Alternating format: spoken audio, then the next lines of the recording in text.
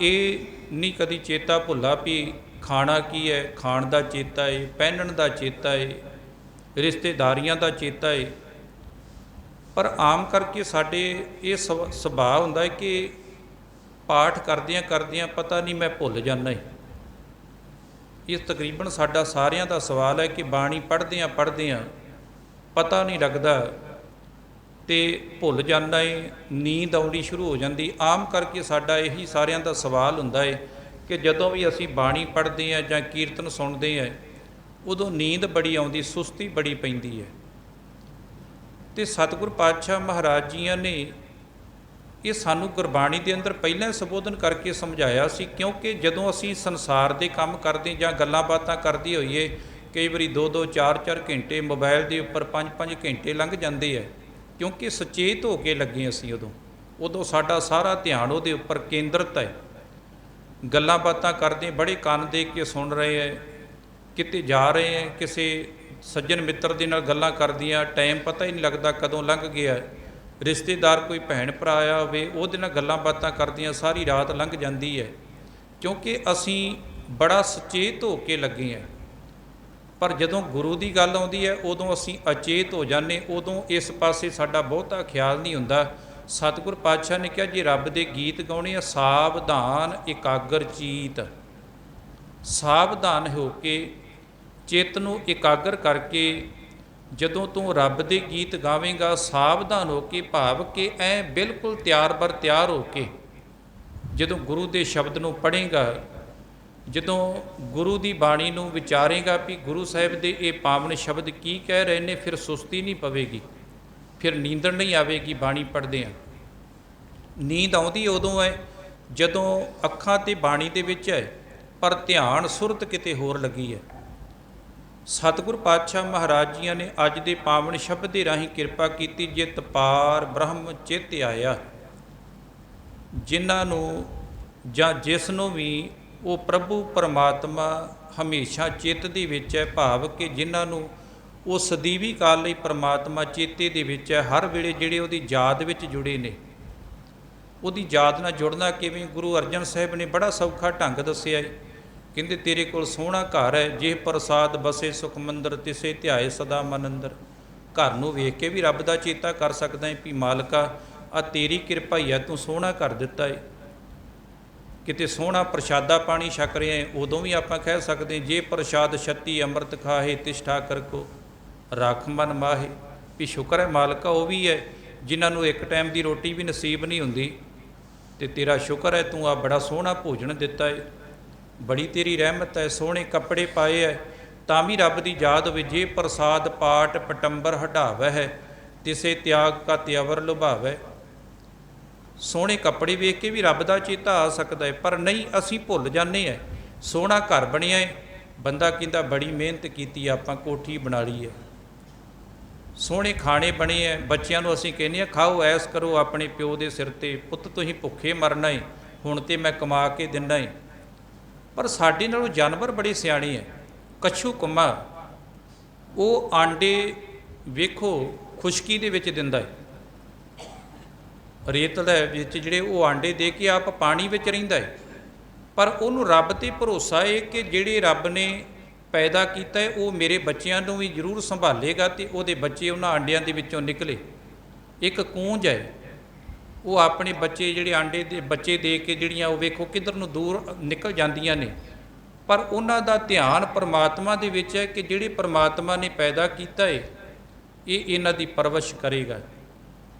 ਸਭ ਤੋਂ ਵੇਖੋ ਬਤਖ, ਉਹ ਬੱਚਾ ਉਹਦਾ ਪੈਦਾ ਹੋਇਆ, ਉਹ ਧਰਤੀ 'ਤੇ ਵੀ ਤੁਰਦਾ ਹੈ ਅਤੇ ਪਾਣੀ ਵਿੱਚ ਤੈਰਦਾ ਵੀ ਹੈ। ਉਹਨੂੰ ਤੈਰਨਾ ਕਿਹਨੇ ਸਿਖਾਇਆ?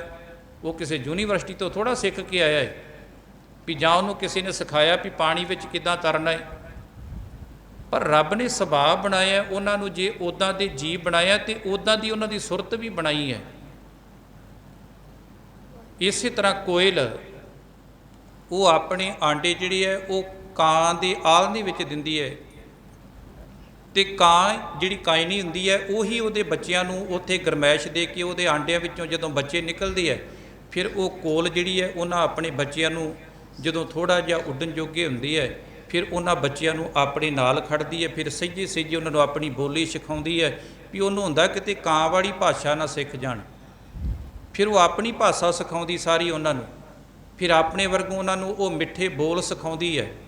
ਇਹ ਰੱਬ ਨੇ ਸਾਰਾ ਕੁਝ ਉਹਨਾਂ ਦੇ ਵਿੱਚ ਭਰਿਆ ਏ, ਕਿਸੇ ਨੇ ਸਿਖਾਇਆ ਨਹੀਂ ਸੀ ਬਾਹਰੋਂ ਆ ਕੇ, ਜਾਂ ਕੋਈ ਬਾਹਰੋਂ ਆ ਕੇ ਚੁੱਕ ਕੇ ਉਹ ਕਾਇਨੀ ਦੇ ਆਲ੍ਹਣੇ ਦੇ ਵਿੱਚੋਂ ਬੱਚੇ ਜਿਹੜੇ ਸੀ ਮੁੜ ਕੇ ਫਿਰ ਉਹ ਕੋਇਲ ਦੇ ਆਲ੍ਹਣੇ ਦੇ ਵਿੱਚ ਛੱਡ ਕੇ ਗਿਆ ਹੋਵੇ।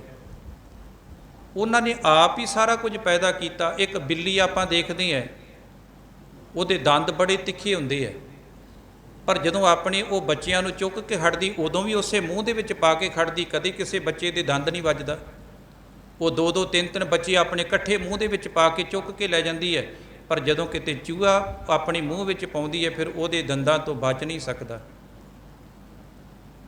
ਕਮਾਲ ਦੀ ਜਿਹੜੀ ਹੈ ਇਹ ਰੱਬ ਨੇ ਬਣਤਰ ਬਣਾਈ ਹੈ। ਉਹਨਾਂ ਜੀਵਾਂ ਦੇ ਅੰਦਰ ਵੀ ਉਹਨਾਂ ਨੂੰ ਵੀ ਪਤਾ ਹੈ ਇਹ ਸਾਡੇ ਬੱਚੇ ਹੈ, ਇਹਨਾਂ ਦੀ ਪਰਵਰਿਸ਼ ਪਰਮਾਤਮਾ ਨੇ ਕਰਨੀ ਹੈ। ਇੱਕ ਬੰਦਾ ਹੀ ਹੈ ਜਿਹੜਾ ਰਾਤ ਦਿਨ ਤੜਫਦਾ ਪਿਆ ਹੈ, ਰਾਤ ਦਿਨ ਚਿੰਤਾ ਦੇ ਵਿੱਚ ਹੈ, ਰਾਤ ਦਿਨ ਝੋਰਿਆਂ ਦੇ ਵਿੱਚ ਹੈ।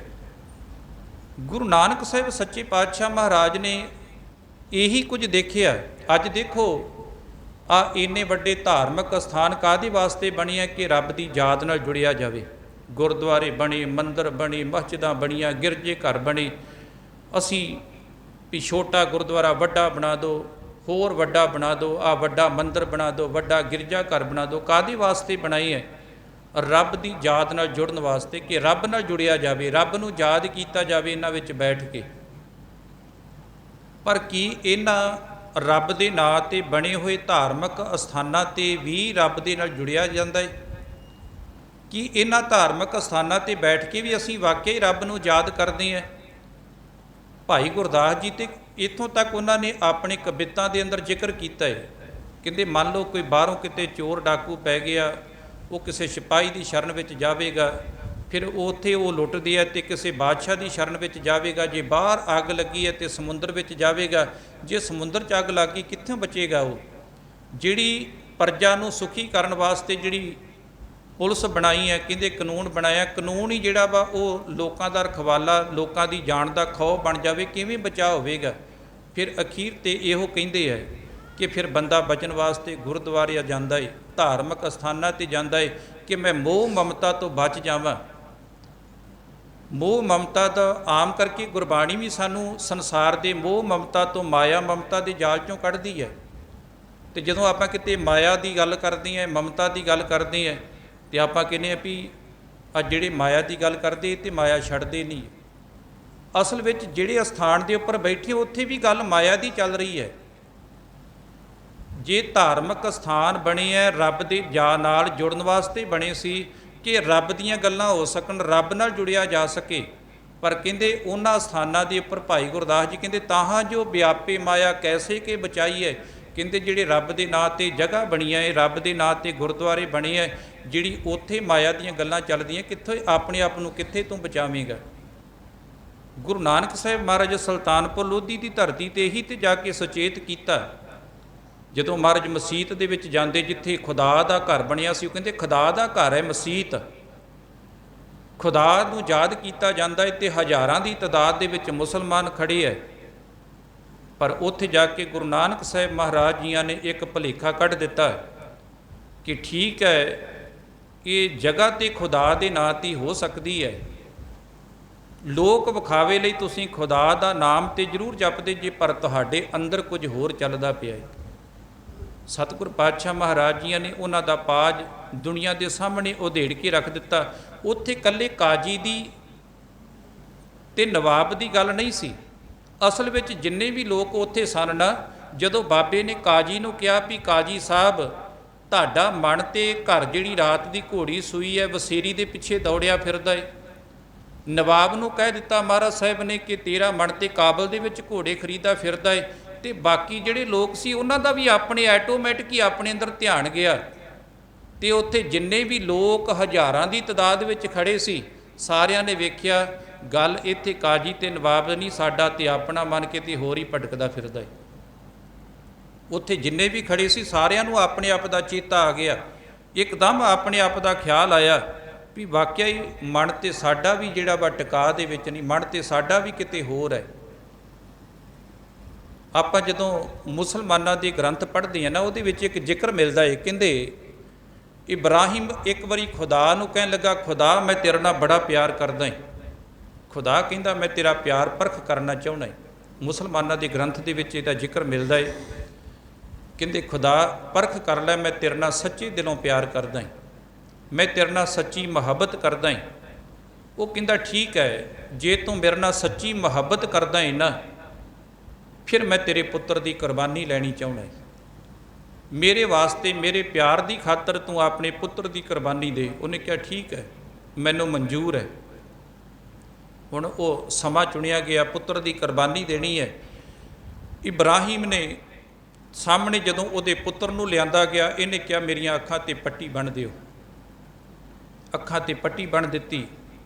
ਫਿਰ ਕਹਿੰਦਾ ਮੇਰੇ ਕੰਨਾਂ ਦੇ ਵਿੱਚ ਰੂੰ ਦੇ ਫੰਬੇ ਦੇ ਦਿਓ, ਕਿਉਂਕਿ ਜਦੋਂ ਮੈਂ ਆਪਣੇ ਪੁੱਤਰ ਦਾ ਛੁਰੀ ਦੇ ਨਾਲ ਗਲਾ ਕੱਟਾਂਗਾ, ਇਹ ਚੀਕਾਂ ਮਾਰੇਗਾ, ਰੋਵੇਗਾ, ਇਹਦੀ ਆਵਾਜ਼ ਮੇਰੇ ਕੰਨਾਂ ਤੱਕ ਨਾ ਪਹੁੰਚ ਸਕੇ। ਮੇਰੇ ਕੰਨ ਵੀ ਘੁੱਟ ਕੇ ਬੰਦ ਕਰ ਦਿਓ। ਉਹਨਾਂ ਕੰਨ ਵੀ ਘੁੱਟ ਕੇ ਬੰਦ ਕਰ ਦਿੱਤੇ, ਪਰ ਹੱਥ ਕੰਬਦੇ ਪਏ ਐ। ਕਹਿੰਦੇ ਜਦੋਂ ਛੁਰੀ ਚਲਾਈ, ਖੂਨ ਦੇ ਨਾਲ ਹੱਥ ਭਰੇ, ਜਦੋਂ ਅੱਖਾਂ ਤੋਂ ਪੱਟੀ ਖੋਲ੍ਹੀ, ਕੀ ਦੇਖਿਆ ਕਿ ਇਬਰਾਹੀਮ ਤੇ ਅੰਦਰੋਂ ਰੋ ਰਿਹਾ ਸੀ ਵੀ ਆਪਣੇ ਪੁੱਤਰ ਦਾ ਕਤਲ ਕਰ ਦਿੱਤਾ, ਆਪਣੇ ਪੁੱਤਰ ਦੀ ਕੁਰਬਾਨੀ ਦੇ ਦਿੱਤੀ। ਪਰ ਉਹਦੇ ਜਿਹੜੇ ਚੇਲੇ ਸੀ, ਉਹਨਾਂ ਨੇ ਪੁੱਤਰ ਨੂੰ ਪਾਸੇ ਕਰਕੇ ਇੱਕ ਦੁੰਬਾ ਅੱਗੇ ਕਰ ਦਿੱਤਾ ਤੇ ਦੁੰਬੇ ਦੀ ਕੁਰਬਾਨੀ ਦਿੱਤੀ ਗਈ। ਹੁਣ ਦੂਸਰੇ ਪਾਸੇ ਧੰਨ ਗੁਰੂ ਗੋਬਿੰਦ ਸਿੰਘ ਮਹਾਰਾਜ ਸੱਚੇ ਪਾਤਸ਼ਾਹ ਨੂੰ ਜਦੋਂ ਅਸੀਂ ਦੇਖਦੇ ਹਾਂ, ਕਮਾਲ ਦੀ ਗੱਲ ਹੈ ਕਿ ਜਿਨ੍ਹਾਂ ਦਾ ਅੰਦਰ ਡੋਲਦਾ ਨਹੀਂ ਪਿਆ, ਚਮਕੌਰ ਦੀ ਗੜੀ ਦੇ ਵਿੱਚ ਵੀ ਸਤਿਗੁਰ ਪਾਤਸ਼ਾਹ ਜੀ ਦੋ ਸਾਹਿਬਜ਼ਾਦੇ ਕੋਲ ਸੁੱਤੇ ਆ ਤੇ ਅੱਲਾ ਯਾਰ ਖਾਂ ਕਹਿੰਦਾ ਏ, ਕਹਿੰਦਾ ਜੇ ਤੇ ਮੈਂ ਆਪਣੇ ਗ੍ਰੰਥ ਪੜ੍ਹਦਾ ਏ ਤੇ ਇਬਰਾਹੀਮ ਵੱਲ ਦੇਖਦਾ ਏ ਤੇ ਸ਼ਰਮ ਨਾਲ ਸਿਰ ਝੁਕ ਜਾਂਦਾ ਏ, ਪਰ ਜਦੋਂ ਮੈਂ ਗੁਰੂ ਗੋਬਿੰਦ ਸਿੰਘ ਵੱਲ ਦੇਖਦਾ ਏ, ਚਮਕੌਰ ਦੀ ਗੜੀ ਹੈ, ਰਾਤ ਦਾ ਵਕਤ ਹੈ, ਲੋਕ ਸੁੱਤੇ ਪਏ ਨੇ ਤੇ ਦੁਨੀਆ ਦਾ ਵਾਰਸ, ਦੋ ਜਹਾਨ ਦਾ ਮਾਲਕ ਗੁਰੂ ਗੋਬਿੰਦ ਸਿੰਘ ਜਾਗਦਾ ਪਿਆ ਏ।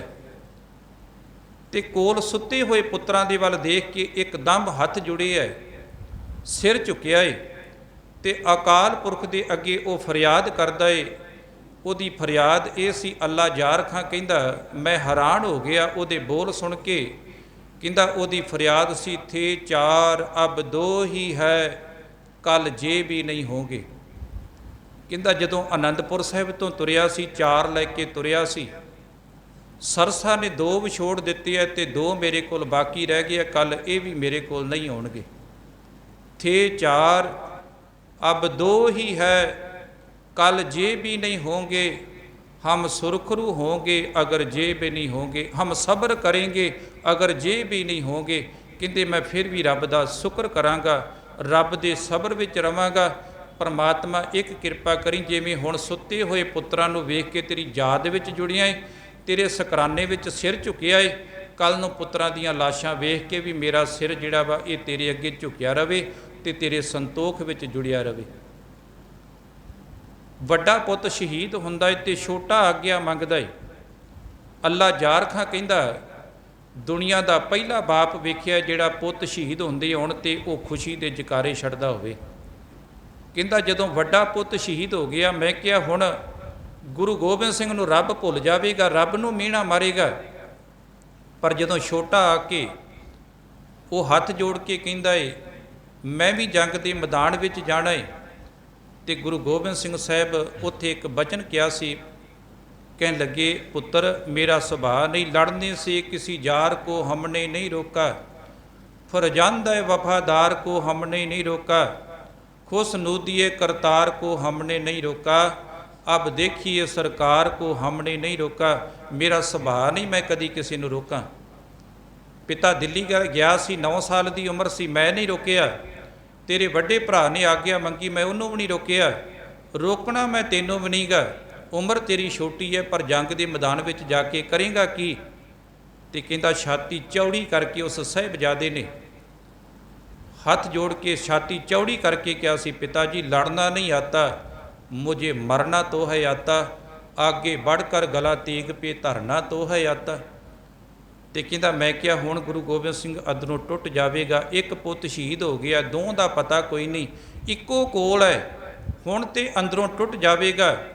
पर गुरु गोबिंद सिंह ने छाती ना ला के अपनी फरजंद नूं कहा सी, जो लो सुधारो तुम्हें अल्लाह को सौंपा, मर जाओ या मारो तुम्हें अल्लाह को सौंपा, सिक्खी को उभारो तुम्हें अल्लाह को सौंपा, रब को ना बिसारो तुम्हें अल्लाह को सौंपा, वाहिगुरु तुम्हें जंग करने की हिम्मत बख्शे, प्यासे हो जात जामे शहादत तुम्हें बख्शे। कहंदा ये गुरु गोबिंद सिंह दे बोल है। गुरु अर्जन साहिब सच्चे पातशाह महाराज जियां दा पावन आपां शब्द पढ़िया, जित पार ब्रह्म चित आया। वो चित तत्ती तवी ते बैठ के भी अंदरों भुला नहीं, तत्ती तवी दे उपर भी बैठ के अंदर इक्को ही आवाज़ सी, हर का नाम हृदय नित ध्याई, संगी साथी सगल तराई, गुर मेरे संग सदा है नाले, सिमर सिमर तिस सदा संभाले, तेरा किया मीठा लागे, हर नाम पदार्थ नानक मांगे। गुरु साहिबां ने सानू सिद्धांत ही ये सिखाया है। जे वो कहते मखमड़ी गद्दी ते बैठे है, पलंगे दे उपर बैठे हैं, उपर चौर साहिब है ते तां भी रब दी याद है। जे चौर दी जगह दे उपर रेत दा कड़छा आ गया है, मखमड़ी गद्दी दी जगह दे उपर गर्म लोह आ गई है, ठंडे पानी दी जगह दे उपर उबलदी हुई देग आ गई है, ते अंदर याद उही है, अंदर दे विचार नहीं बदले। साडे बड़ी छेती बदलदे है। थोड़ा जिहा सुख आ जाए तां बदल जाने हैं, थोड़ा जिहा दुख आ जाए तां बदल जाने हैं। साडा सुभाਅ असीं पैर पैर ते बदलदे हैं, पर गुरु साहिब दा सुभाਅ जे वो सिर ते चौर हो रहा है ते तां भी रब दे गीत है, ते जे सिर दे उपर गर्म कड़छे दे नाल गर्म रेता पै रहा ते तां भी उही सुभाਅ है। सुभाਅ नहीं बदलिया। चंदू बदल गया है, भड़पूंजा बदल गया है, अग डाउण वाला बदल गया है, पानी बदल गया है, लोह का रंग बदल गया है। पर याद रखियो, जे नहीं बदलिया तो गुरु अर्जन साहिब का अंदर नहीं बदलिया, वो उत्थे ही टिकिया होया है। हजूर दे पावन बोल है, जित पार ब्रह्म चित आया, सो कर दईए वसाया। जिन्हां दे हिरदे दे अंदर वो परमात्मा चित्त दे विच टिक जांदा है, वो घर जिहड़े वो हिरदे रूपी घर प्रभु परमात्मा उन्हां नूं आप वसाउंदा है। सुख सागर गुर पाया, सुखां दा समुंदर गुरु प्राप्त हो गया, तां सहसा सगल मिटाया। साडा सुभाਅ भुल जाने हैं, पर जदों गुरु दे कोल आउणे है, गुरु सानू फिर चेता कराउंदा है, गुरां एक देह बुझाई, सबना जियां का एक दाता, सो मैं विसर ना जाई। रोजाना सानू जपजी साहिब दे विच चेता कराउंदा है। घट्टो घट्ट 5 पौड़ियां तो पढ़ते ही है ना आपां, ते 5वीं पौड़ी दे विच रोजाना ही गुरु नानक साहिब सानू चेते कराउंदे है। गुरां एक देह बुझाई, गुरु ने एक समझ बख्श दिती, सबना जियां का एक दाता, सो मैं विसर न जाई। एवें दाते ना बनाई। फिर साडा सुभाਅ है, जे कोई तकड़ा होवे उहदे गोडियां हथ लाई जाना, पैरीं हथ लाई जाना, भी उहदे कोलों आस हुंदी है किसी ना किसी चीज़ की। जे झुकना है गुरु दे अगे झुक, जिथे झुकण दे नाल सारियां दातां प्राप्त हुंदियां ने। ते हजूर जी कृपा करते ने तां सहसा सगल मिटाया। मन दे जिन्ने सहम सी, जिन्ने भरम सी, चिंता सी, सारी गुरु ने दूर कर दिती। हर के नाम की वडियाई, ये परमात्मा दे नाम दे विच बख्शिश है। 8 पहर गुण गाई, इसलिए 8 पैर उस रब दे गुणां नूं गा, वो रब्बी गुणां नूं चेते दे विच रख, गुर पूरे ते पाई। पर साहिब कहंदे ये पूरे गुरु दे कोलों ये बख्शिश प्राप्त होवेगी, पूरे गुरु दे कोलों आके समझ मिलेगी। रहाओ प्रभ की आकथ कहानी, उस प्रभु परमात्मा की कहानी, उहदे जिहड़ी कथा है वो कथन तो बाहरी है, उन्होंने बयान नहीं किया जा सकता। वो किड्डा क वड्डा है, किन्नियां दातां दा मालक है, उहदे बारे दस्सिया नहीं जा सकता। ते साहिब जी कृपा करदे, प्रभ की आकथ कहानी जन बोले अमृत बाणी। सेवक जिहड़े है ਉਹਦੀ शरण विच आके आत्मक जीवन देण वाली ਉਹਦੀ बाणी ਨੂੰ बोलते है, ਉਹਦੀ बाणी ਨੂੰ पढ़ते है। नानक दास बखाणी, ते 5वें नानक कृपा करदे दास ने उस बाणी का, उस शब्द का विख्यान किया जिहड़ी वो आत्मक जीवन देण वाली बाणी है। ते साहिब जी कृपा करते ने, गुर पूरे ते जानी। पूरे गुरु के पासों जिहड़ा इनू जानिया जाता है, समझिया जाता है, ये नुकता केवल पूरे गुरु ही समझा सकते हैं। इस करके गुरु की शरण विच बैठ के वो रब्बी बाणी नूं गा, गुरु के पासों आके समझ, ਜਦੋਂ ਸਮਝ ਪੈ ਜਾਵੇਗੀ ਤੇਰਾ ਜੀਵਨ ਸਫਲ ਹੋ ਜਾਵੇਗਾ। ਇਹ ਧੰਨ ਗੁਰੂ ਅਰਜਨ ਸਾਹਿਬ ਮਹਾਰਾਜ ਜੀ ਨੇ ਕਿਰਪਾ ਕੀਤੀ ਹੈ। ਸਤਿਗੁਰੂ ਜੀ ਰਹਿਮਤ ਕਰਨ, ਸਭ ਦੀਆਂ ਹਾਜ਼ਰੀਆਂ ਪ੍ਰਵਾਨ ਕਰਨ, ਦਰੋਂ ਘਰੋਂ ਨਾਮ ਦਾ